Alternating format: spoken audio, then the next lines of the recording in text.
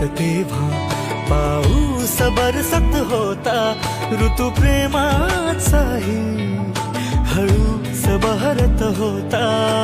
बघत राहिले तुला तोडून मी लाजेचे बंध, तू प्रेमाने बोलता येई वाऱ्यालाही सुगंध. तू माझ्यासाठी व्याकुळ, मी तुझ्यासाठी आतुर, वाट जरी काट्यांची जाऊ सोबत दूर.